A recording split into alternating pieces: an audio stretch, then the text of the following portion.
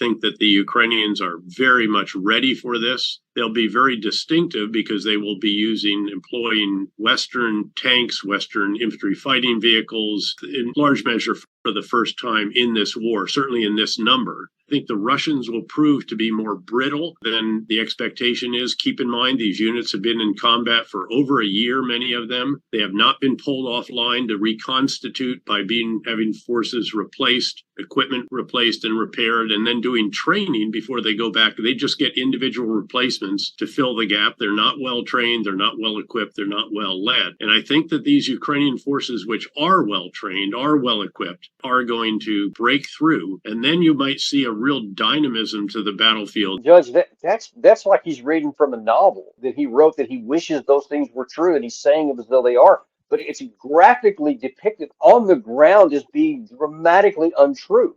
And I just don't understand these retired four-star generals sticking to their old stories in the light of physical evidence to the contrary. And that's what you have here. And this idea that Russia hadn't been able to rotate troops off and all this and they're tired.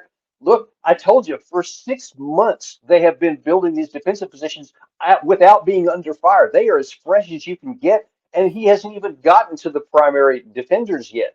And these guys on the front line are being shown they're excellent at coordinated operations, air and ground coordination, drone, artillery coordination, and they're fighting very smartly on the ground by giving when they need to, and then they go back forward when so they keep the lines always on the Ukraine side. It's been very impressive. And look, I know that they don't want Russia to be good, but you can't deny what's happening on the ground, or you do so to Ukraine's detriment. And that's exactly what's going to result here.